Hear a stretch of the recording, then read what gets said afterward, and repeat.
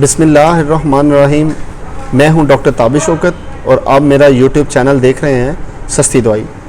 पहले तो आपका बड़ा शुक्रिया, आप पिछली वीडियोस को रेगुलर बेसिस पे देख रहे हैं। और आज जो मेरा टॉपिक है वो बड़ा इम्पॉर्टेंट है, उसे हम कहते हैं न्यूली डिस्कवर्ड डायबिटिक पेशेंट। इसका मतलब ये है कि ऐसे मरीज़ जिनको भी शुगर नहीं हुई होती लेकिन उनको साइन और सिम्टम्स आना शुरू हो जाते हैं। साइन और सिम्टम्स का मतलब है अलामात जब ऐसी आना शुरू हो जाती हैं तो ऐसे मरीज़ को हम कहते हैं प्री डायबिटिक, यानी कि उनको प्रॉपरली शुगर तो नहीं है लेकिन अभी वो उस कंडीशन में आ गए हैं कि उनको आज से 6 या 8 साल बाद पूरी मुकम्मल शुगर हो जाएगी।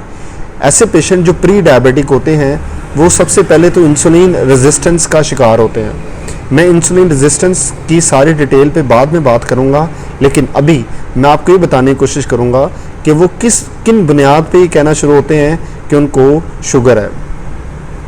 जो अलामात शुगर के मरीज़ में स्टार्ट में यानी कि शुरू में शो होना शुरू होती हैं, उनमें सबसे पहले है ड्राई माउथ। जब उनका मुंह सूखता है उसके बाद उन्हें यूरिन मिक्सचरेशन यानी कि पेशाब बार बार और ज़्यादा आता है।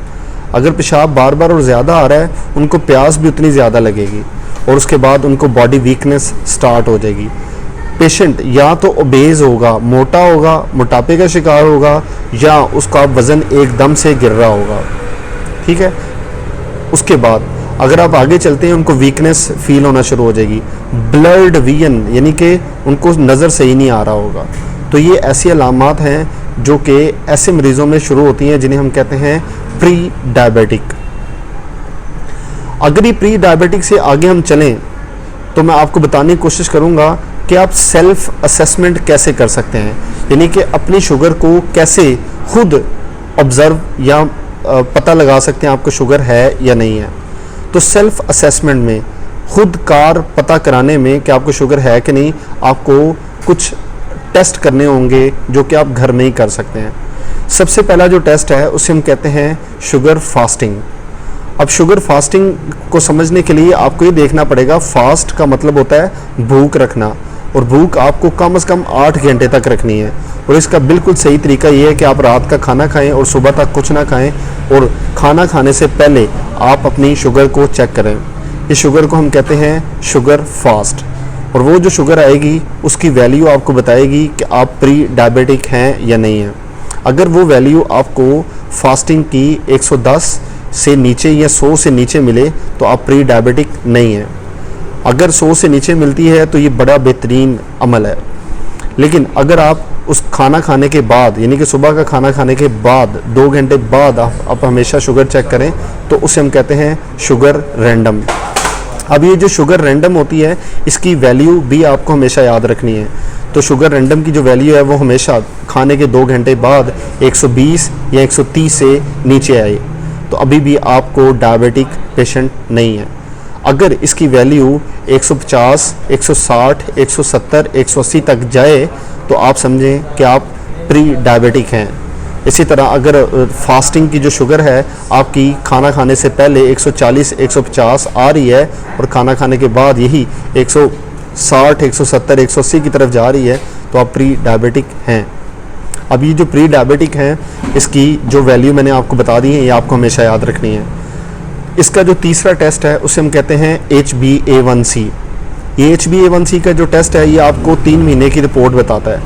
अगर आप 3 महीने की रिपोर्ट देखेंगे तो उसमें आपको एक परसेंटेज वैल्यू आएगी।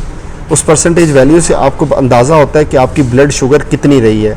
अगर ये ब्लड शुगर की वैल्यू या परसेंटेज की वैल्यू 5.7 या 6 तक आती है तो आप नॉर्मल पेशेंट हैं। अगर यही वैल्यू 6 से बढ़ के 6.7, 6.8, 7.5, 8 तक जाती है तो आप समझें प्री डायबिटिक में लाई कर रहे हैं इस टाइम, यानी कि आपको शुगर हो जाएगी कोई 5 से 8 साल के बाद। उसके बाद ये HbA1c की वैल्यू ही आपको 3 महीने की शुगर रिपोर्ट दे सकती है। अगर ऐसे मरीज़ जो पूरे शुगर के मरीज़ नहीं हैं, अभी उनको स्टार्ट हुई है या उनको ऐसे महसूस होता है, वो एक और टेस्ट घर में कर सकते हैं जिसके हम कहते हैं ओरल ग्लूकोज टॉलरेंस टेस्ट। अब ये टॉलरेंस टेस्ट है, यानी कि ये ऐसा हम शुगर बाहर से लेते हैं और अपने बॉडी के अंदर चेक करते हैं कि हमारी जिस्म उस शुगर को बर्दाश्त कर सकता है कि नहीं कर सकता। तो इसका अमल बिल्कुल आसान है। इस पे मैं बाद में भी एक वीडियो बनाऊंगा जिसे हम ओरल ग्लूकोज टॉलरेंस टेस्ट कहते हैं। वैसे तो आपको मैं रैंडम बता देता हूँ कि आप कैसे इसे शुरू कर सकते हैं। तो वही फास्टिंग की कंडीशन, यानी कि कुछ ना खाया हुआ आपने 8 घंटे तक, आपने सुबह निहारे मुँह 1 गिलास पानी के अंदर 75 ग्राम शुगर मिक्स करनी है, और खाना खाने से पहले यानी कि फास्टिंग की शुगर आप नोट कर लें पहले, और उसके बाद इस लिक्विड को इस्तेमाल कर लें। इसके 2 घंटे बाद की वैल्यू भी आप नोट कर लें। अगर ये वैल्यू 100 से नीचे आ रही है या 110 से नीचे आ रही है तो आप नॉर्मल पेशेंट हैं। अगर ये वैल्यू 150 160 तक जा रही है तो इसका मतलब आप प्री डायबिटिक में आ रहे हैं। ये बड़ी आसान सी बातें बता रहा हूँ। फिर उसके बाद अब अगर दवाई खाए बगैर अपने आप को प्री डायबिटिक से नॉर्मल पेशेंट करना चाहते हैं तो उसका भी तरीक़ेकार है। उसके लिए आपने 2 वर्ड हमेशा याद रखने हैं, उनको हम कहते हैं लाइफस्टाइल मॉडिफिकेशन और डाइटरी प्लान।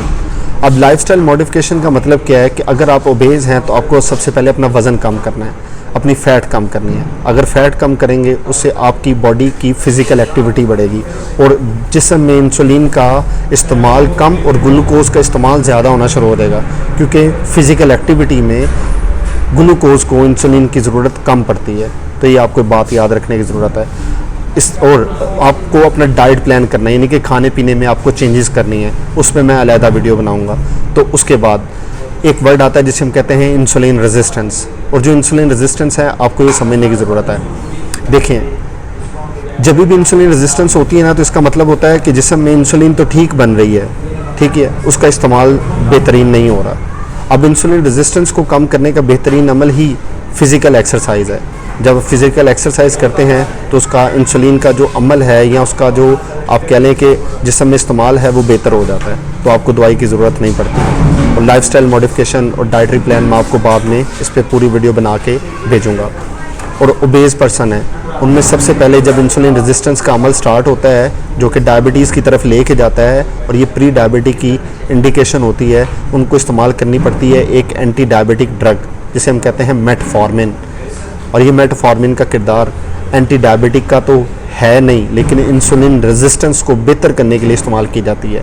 यानी कि अगर आप इसका प्रॉपर इस्तेमाल करते हैं तो हमारे जिस्म के अंदर यही मेटफॉर्मिन इंसुलिन की इस्तेमाल को बेहतर कराने में मदद देती है। इंसुलिन पैदा करने में इसका कोई किरदार नहीं है। तो हमेशा याद रखिए मेटफॉर्मिन। मैं बाकी की जो सारी मतलब कि एंटी डायबिटिक ड्रग हैं उन पर भी बाद में आऊँगा। लाइफस्टाइल मॉडिफिकेशन और डाइटरी प्लान में आपको बाद में बताऊँगा। तो मुझे बड़ी उम्मीद है आपको सेल्फ़ असेसमेंट यानी कि खुदकार तरीके से शुगर का पता कराने में इस वीडियो में मदद मिली होगी। मैं उम्मीद करता हूँ आपको ये वीडियो पसंद आई होगी। इसको ज़्यादा से ज़्यादा शेयर करें, सब्सक्राइब करें और लाइक करते रहें। मैं इंशाल्लाह नेक्स्ट वीडियो में आपको लाइफस्टाइल मॉडिफिकेशन और डाइटरी प्लान पे आपको सारा बताऊंगा कि आप इंसुलिन एक्सरसाइज के ज़रिए और खा पी के कैसे बेहतर कर सकते हैं। तो आज का ये मेरा टॉपिक था। आपका बड़ा शुक्रिया। इसी तरह देखते रहें, मैं आपको बताता रहूँगा। अल्लाह हाफ़िज़।